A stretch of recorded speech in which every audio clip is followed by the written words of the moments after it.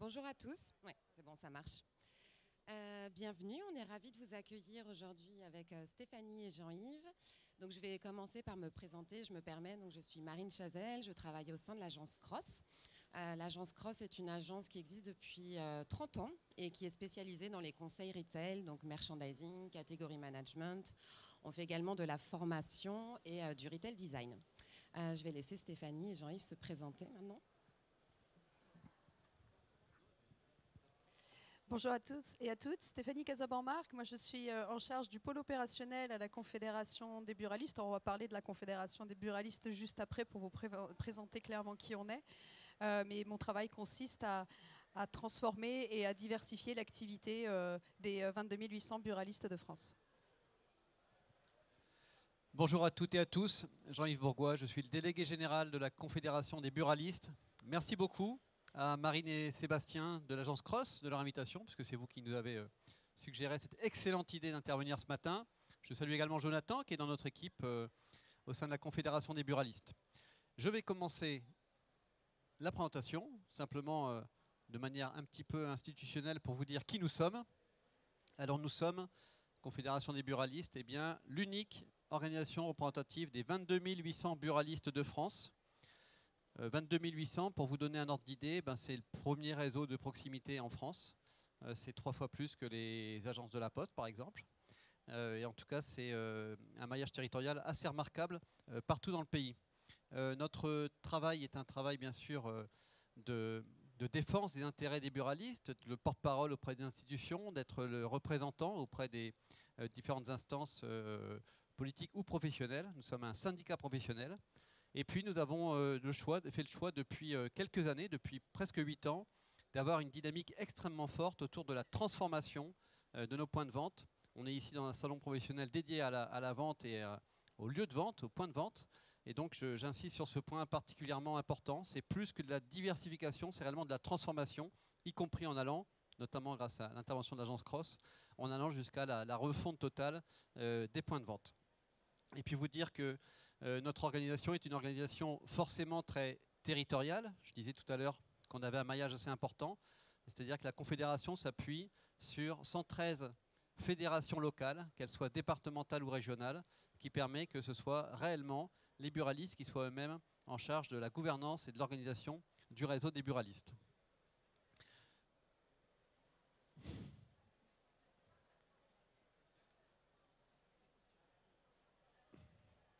Alors, qu'est-ce qu'un buraliste?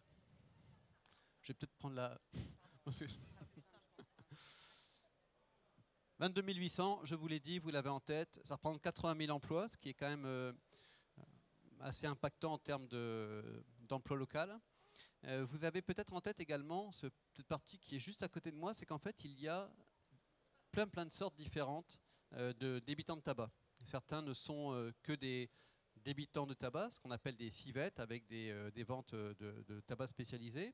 C'est la plus petite catégorie. Mais vous voyez que dans la plupart des cas, eh bien, le tabac est associé à une activité également de bar. D'ailleurs, souvent on dit un bar tabac, même quand il n'y a pas de bar. Bar tabac, et puis bien sûr toutes les activités que vous pouvez connaître de brasserie, de restauration, etc. Nous accueillons 10 millions de clients par jour. 10 millions de clients par jour, c'est impressionnant. Enfin, à chaque fois que je le dis, j'essaie de me remémorer ce que ça signifie. Je peux partager avec vous le fait que ça signifie 2 ou 3 choses très importantes. Le premier élément, c'est que donc, ça fait en moyenne 450 clients par jour. Et donc le premier élément que je peux partager avec vous, c'est que buraliste, c'est bien sûr un métier de contact, un métier de relation comme tout métier du commerce, mais c'est principalement un métier de rapidité. C'est-à-dire que vous voyez bien que pour accueillir 10 millions de clients par jour, il faut que l'action soit rapide, que les gestes s'enchaînent. Et ces gestes qui s'enchaînent à la caisse, eh bien, ils donnent assez peu de place finalement à l'argumentation de la vente. Et donc il faut que les ventes additionnelles, principalement, en tout cas les ventes d'impulsion, puissent se faire de manière assez rapide, assez spontanée, et donc avec une importance toute particulière du merchandising et de la manière dont on suscite l'envie avec les produits que nous présentons. Pour réussir cette opération, eh bien, je partage avec vous, au-delà de la question de la rapidité, la question de la polyvalence. Vous avez en tête que beaucoup des produits que vous allez trouver chez des buralistes sont des produits à plutôt petit prix, et donc avec la nécessité, parce qu'ils génèrent de petites marges, eh bien, de multiplier les actes et donc d'avoir une organisation physique dans les magasins qui soit extrêmement efficace, extrêmement opérationnelle. Et pour cela, donc, nous avons engagé depuis 2017 un profond chantier de transformation qui est piloté notamment par Stéphanie et son équipe. Et donc, je vais lui céder la parole immédiatement. Merci Jean-Yves. Donc, la transformation des buralistes, donc, en tant qu'organisation professionnelle, nous avons travaillé un grand projet avec les pouvoirs publics et notre président Philippe Coy a été négocié un fonds de transformation. C'est important pour nous en tant qu'organisation professionnelle donc d'accompagner notre réseau. Et ce réseau de buralistes, c'est un réseau de commerçants indépendants, ça vous l'avez compris. Mais c'est aussi, et ça je pense que vous l'ignorez peut-être, des commerçants particuliers parce qu'ils sont préposés de l'administration.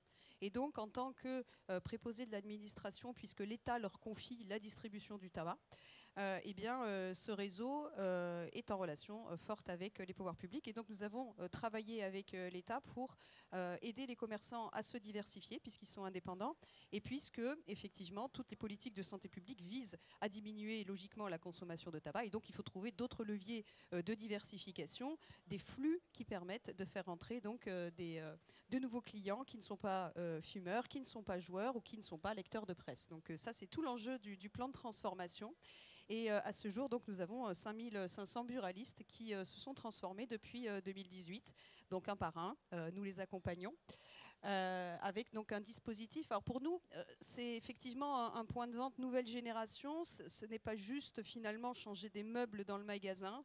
Voilà, on va au-delà de ça. Mais pour un commerçant indépendant, quand on parle de travaux, de transformation, diversification, c'est oui, ok, je vais changer mes meubles et puis ça va être très joli, ça va être très efficace.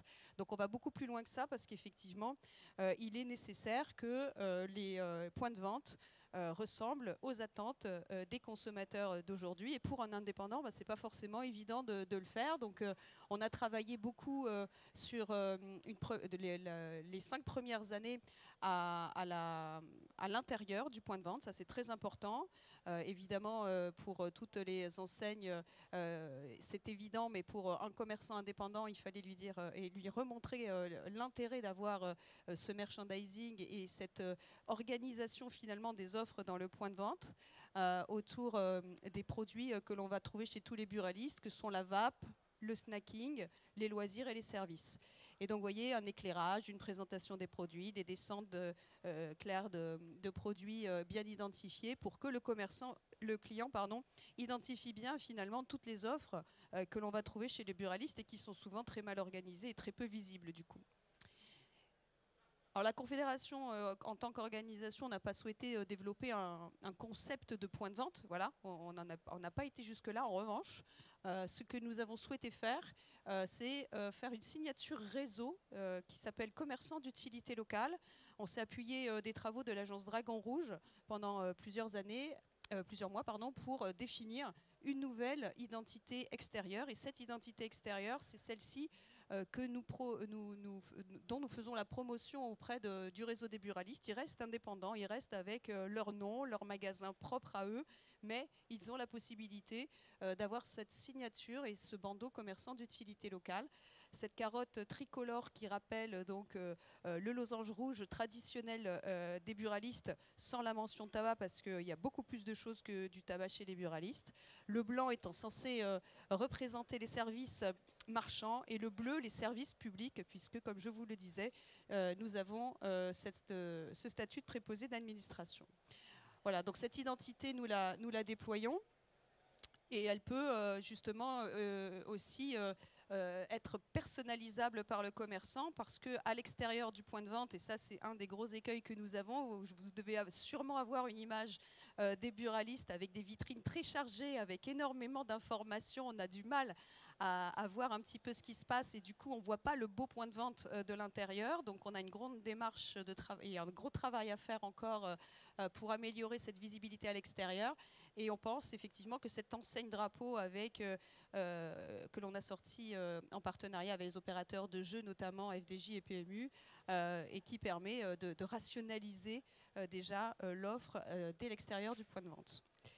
Et puis, on a été évidemment plus loin parce qu'en tant qu'organisation, on souhaitait vraiment accompagner nos adhérents, nos buralistes. Et donc, depuis 2018, nous avons mis en place une plateforme téléphonique d'accompagnement pour les commerçants. Encore une fois, ils sont indépendants, ils ont très peu de temps et donc il était nécessaire de pouvoir les accompagner sur tout le projet. Et donc ça, on a 3 chargés de clientèle qui travaillent tous les jours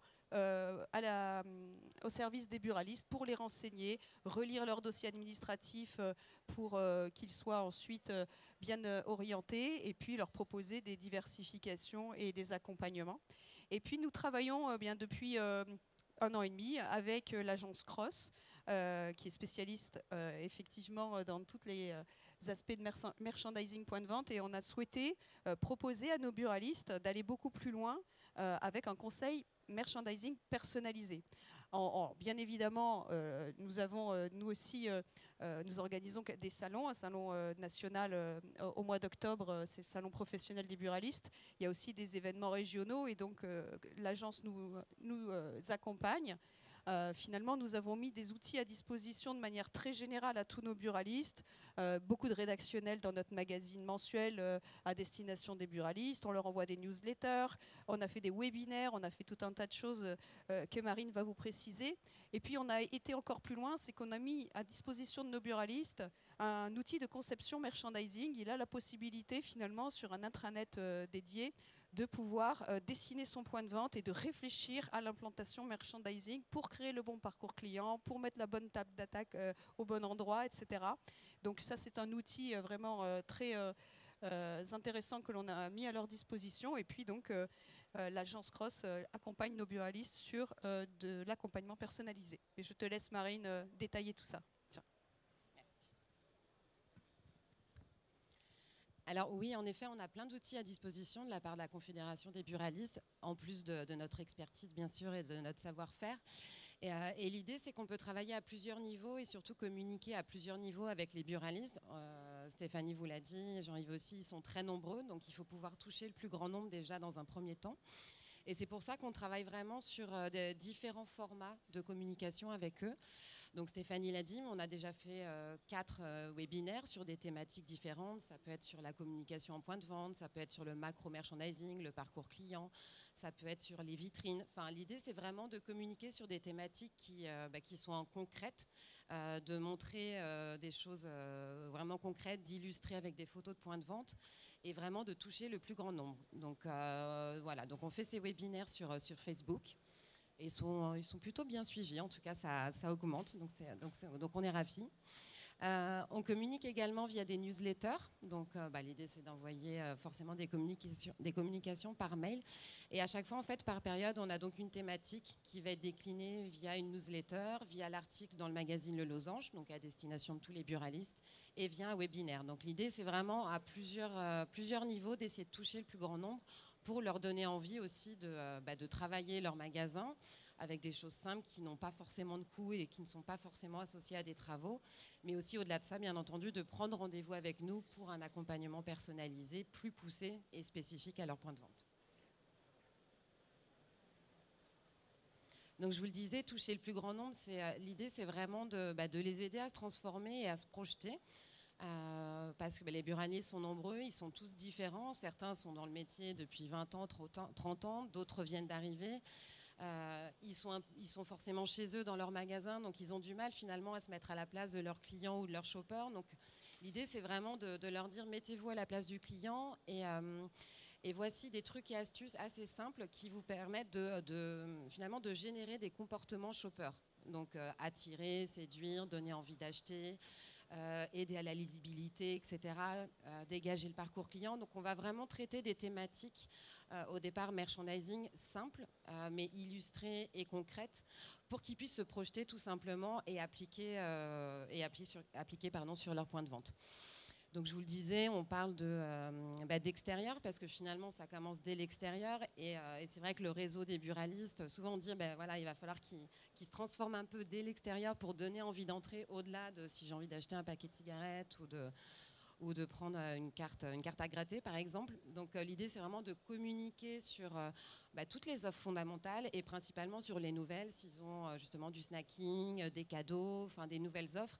L'idée c'est d'informer justement les passants pour leur donner envie d'entrer et surtout les informer. Parce qu'on le disait tout à l'heure, il y a déjà un trafic qui est très important dans les relais dans les tabacs, pardon. Mais l'idée, c'est d'en générer encore plus avec ces nouvelles offres pour justement derrière pouvoir transformer et diversifier les achats. Donc comme vous le voyez ici, c'est illustré, ces différents tips en fait qu'on va pouvoir leur présenter. Donc c'est vraiment des exemples. On l'a dit, on accompagne également la Confédération lors de salons régionaux. Donc on est présent pour un accompagnement personnalisé pour les buralistes qui le souhaitent. Mais on fait également des conférences, un petit peu comme on le fait aujourd'hui, encore une fois, pour leur donner envie finalement de travailler le merchandising de leur point de vente et de prendre contact avec nous pour aller encore plus loin derrière. Donc on va parler de notions assez simples, mais parcours client, garder la transparence sur l'intérieur du point de vente, mettre les produits d'impulsion en zone chaude, des notions qui paraissent simples quand on travaille dans le marketing, merchandising, mais qui sont finalement pas si évidentes, en tout cas pleines de bon sens, et ça leur parle quand on échange avec eux.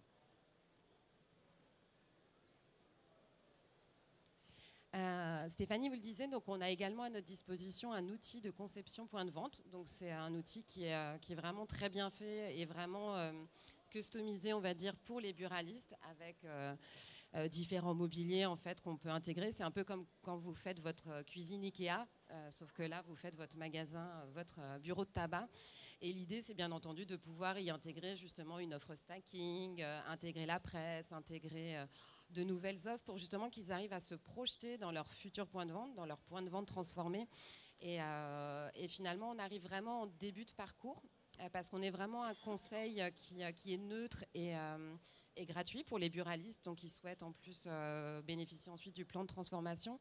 Donc l'idée, c'est vraiment de leur donner une proposition d'organisation, d'agencement du magasin qui soit efficace commercialement pour que derrière, ils puissent contacter l'agenceur et entamer les démarches suivantes, donc la réalisation des devis, fabrication, etc. et travaux.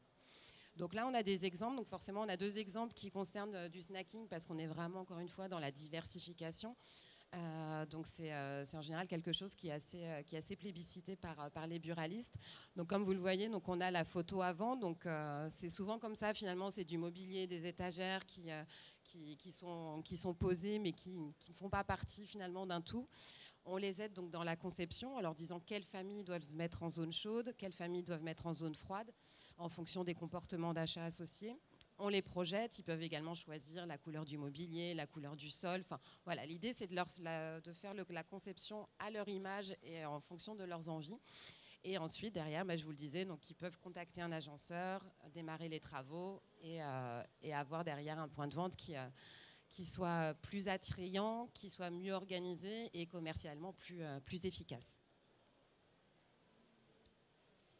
Donc là, vous avez un deuxième exemple. Donc, encore une fois, avec au départ finalement un mobilier qui, parfois c'est du mobilier récupéré de la maison ou du mobilier Ikea, etc.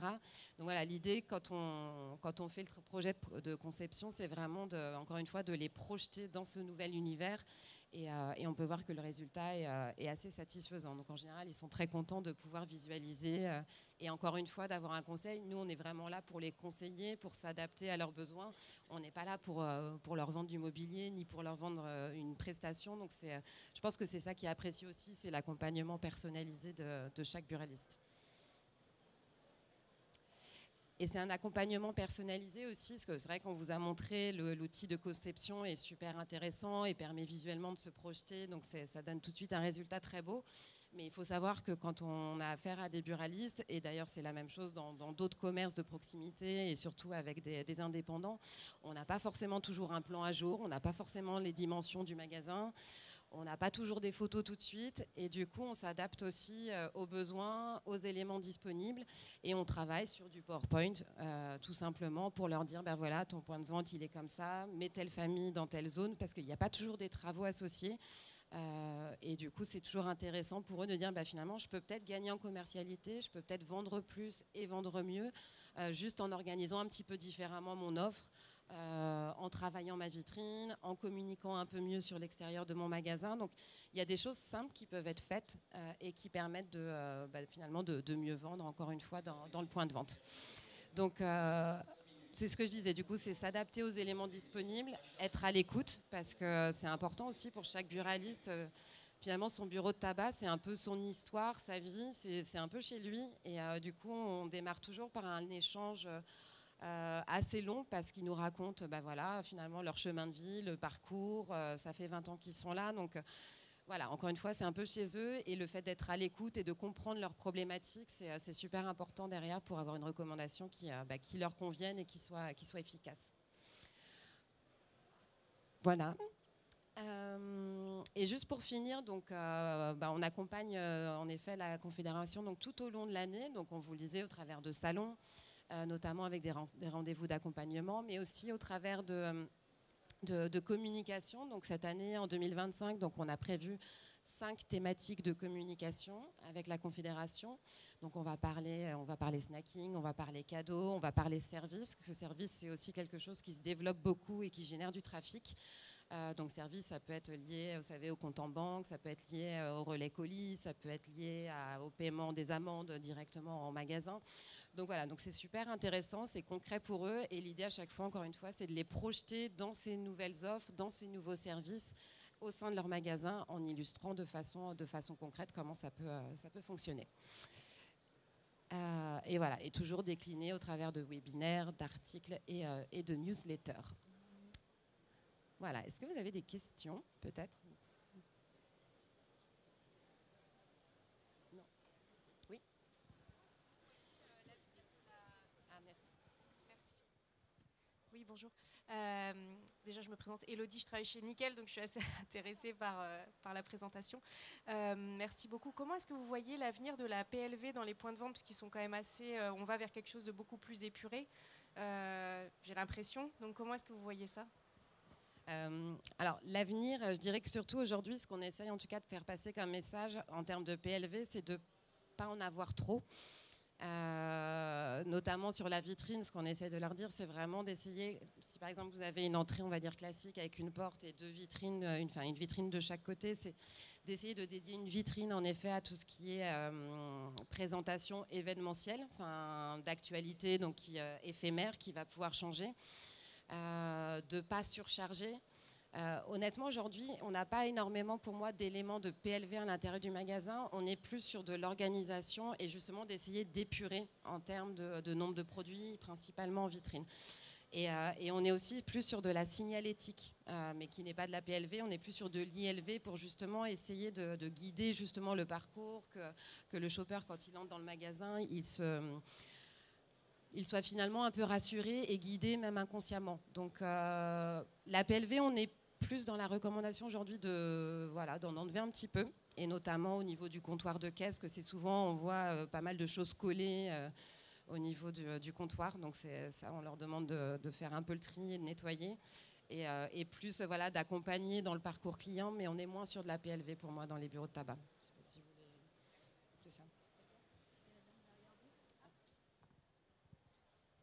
Est-ce que vous avez une idée déjà du retour et de l'impact de tout ce travail-là depuis 2018-2024 ? Oui, alors s'agissant de la transformation des buralistes d'une manière générale, tous les buralistes qui se sont transformés ont vu leur flux progresser, leur activité en général progresser. Alors, si on prend les années avant-après transformation, on est sur une augmentation de flux de vente de 2%, là où le réseau est à -3. Voilà, je vous le dis, le réseau des non transformés. Hein, voilà. Après, on a des biais vis-à-vis, on a enlevé tous les biais qui concernent la hausse des prix du tabac aussi, parce qu'il ne faut pas tout mélanger. Donc là, clairement, si on enlève tout ça, tous ceux qui se sont transformés génèrent une activité et donc augmentent leur vente globale, alors que les non transformés sont en recul, avec un contexte économique aussi là récent qui est assez compliqué.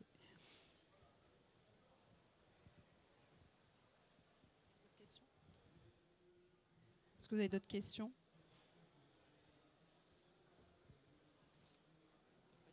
Bonjour. Et comment ça se passe après, une fois que vous leur avez proposé des idées d'aménagement, de consumer journey, comment est-ce qu'ils font concrètement pour les appliquer? Vous travaillez avec des gens qui savent faire ou ils se débrouillent chacun indépendamment? Très clairement, l'idée que nous avons en s'appuyant sur l'agence Cross, c'est que le buraliste en tant qu'indépendant puisse avoir une démarche de réflexion merchandising. Ensuite, effectivement, il va aller voir un agenceur, il va travailler avec des artisans locaux, il va mettre en œuvre ce que l'on a identifié. Mais l'idée, c'est que l'on continue, nous en tout cas à notre niveau, de leur proposer, parce que c'est pas juste un one shot en fait, c'est ça qu'on essaie de leur expliquer bien évidemment, c'est que c'est pas parce que je vais me transformer, faire des travaux en année N que c'est terminé, j'ai tout gagné. Il faut se remettre en question très régulièrement, revoir, ressortir du magasin. La PLV c'est un gros sujet, donc régulièrement il faut refaire cet exercice de prise de hauteur sur le point de vente. Et puis notre objectif, c'est de maintenir cet accompagnement merch, parce que l'idée, c'est que le buraliste, peut-être au bout de 6 mois après sa transformation, eh bien, il rappelle Marine et les équipes de l'agence Cross pour dire, bon, voilà, qu'en pensez-vous finalement de la mise en œuvre, photos à l'appui, etc., chiffres à l'appui, et on regarde ça de près. Mais en tout cas, c'est vrai que nous, en effet, quand on leur envoie et qu'on leur présente des recommandations, on les invite toujours à nous contacter ensuite, si, une fois qu'ils ont le plan de l'agenceur, pour qu'on valide avec eux que ça correspond bien à ce qu'on s'était dit, être sûr qu'ils soient à l'aise avec ça. Donc voilà, ils ne le font pas forcément tous, mais en tout cas, on les invite toujours à nous recontacter pour ça, quoi.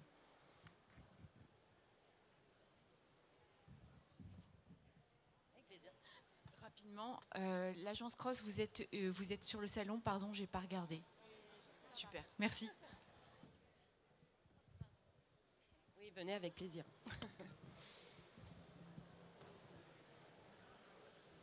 Merci à tous. Bonne journée.